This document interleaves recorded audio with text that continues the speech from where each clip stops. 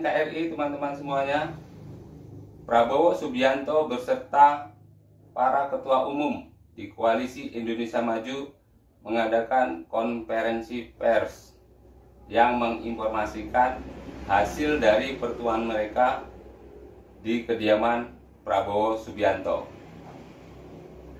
Mereka membahas tentang pendaftaran Capres-Cawapres, kemudian membahas tentang perpolitikan yang terjadi saat ini, kemudian juga membahas tentang program-program kerja yang akan mereka lakukan ketika seandainya menang dalam Pilpres nanti.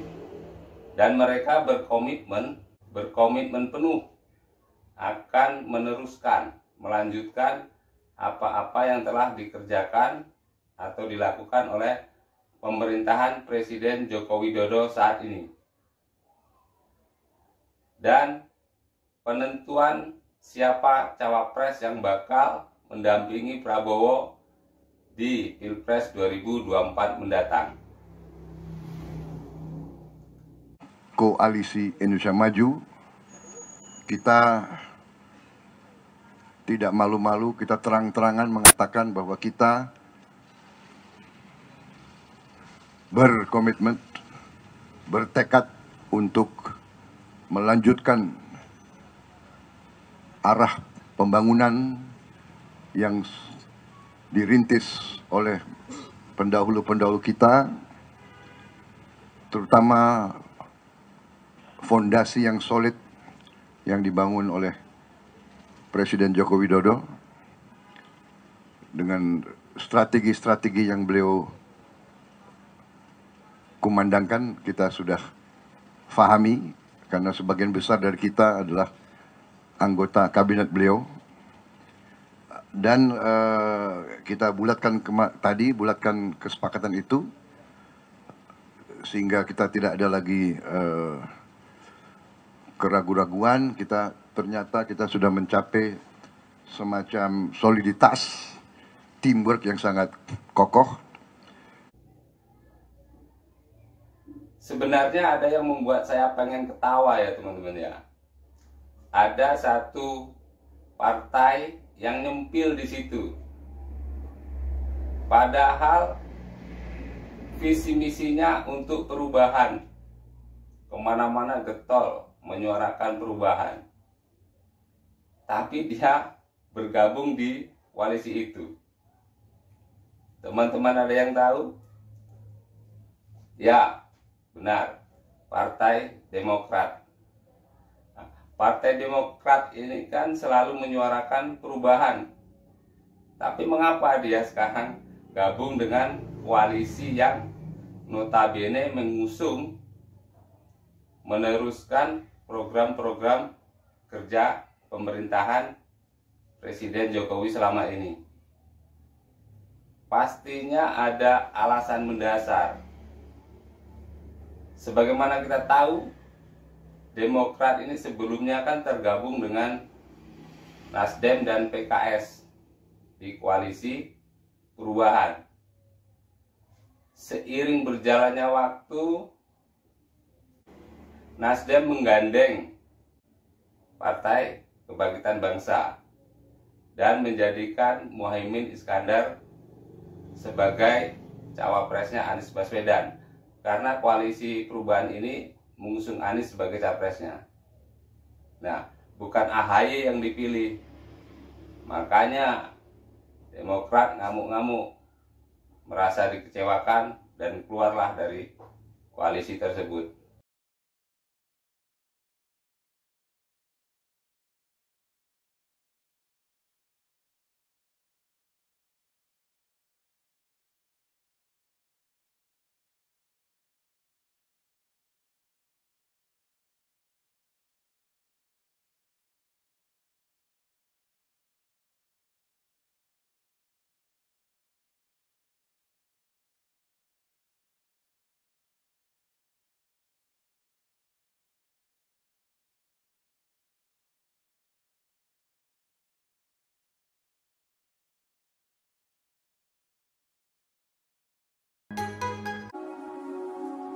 hari ini, ya, bagaimana kami Partai Demokrat ya kaget menghadapi situasi saat ini, dan juga menyesalkan sebenarnya tidak menduga bagaimana teman-teman Nasdem dan Mas Anies bisa di belakang kami bersekongkol membuat koalisi baru. Ini koalisi baru. Kenapa? Karena di surat perjanjiannya yang kami tahu itu adalah Nasdem dan PKB bersepakat mengusung Mas Anies dan Caimin. Ya, bagi kami ini tentu bagian dari pengkhianatan terhadap koalisi perubahan, karena komitmen kita kan semua setara dan sejajar, sudah ada 6 pasal di dalam koalisi itu, semua kita komunikasikan dengan baik, bukan malah bersekongkol atau diam-diam di belakang. Kita tidak mengundurkan diri, kita tidak keluar, karena jelas-jelas teman-teman Nasdem dan teman-teman PKB bersepakat sendiri, ya kan, membentuk kebersamaan dengan capresnya Anies Baswedan dan cawapresnya Muhaimin Iskandar. Dari situ terlihat sekali Partai Demokrat ini kehilangan arah, bingung mau kemana. Mau ke koalisinya PDI Perjuangan rasanya sangat tak mungkin, karena jelas 100% bakal melanjutkan program-program kinerja pemerintahan Joko Widodo selama ini. Mau gabung ke koalisinya Gerindra, dulu pernah disakitin Prabowo. Kalau teman-teman masih ingat pada Pilpres 2019, di akhir-akhir pendaftaran Capres dan Cawapres, Demokrat ini kan bergabung dengan Gerindra, dengan koalisinya Prabowo, dengan harapan atau bisa mungkin dijanjikan untuk dijadikan cawapresnya Prabowo. Tapi ternyata yang dipilih adalah Sandiaga Uno.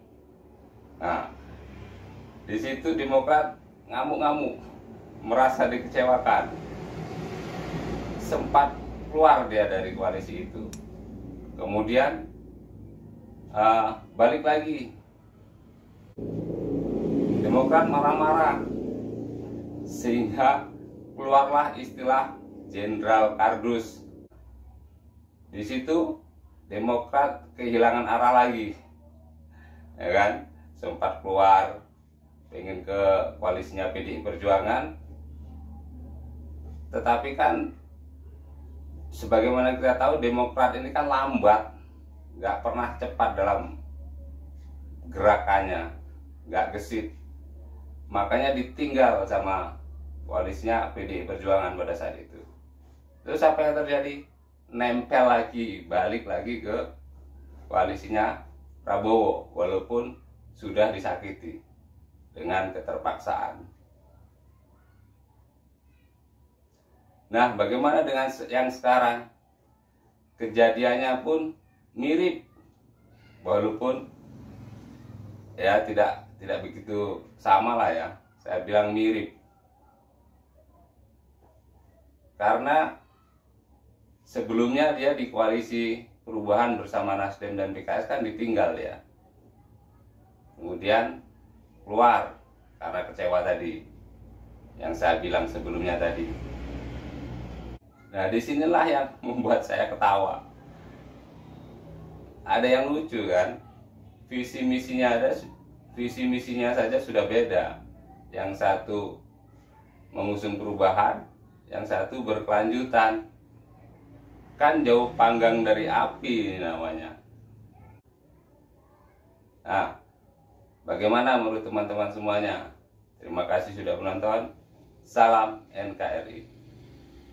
Hurrah!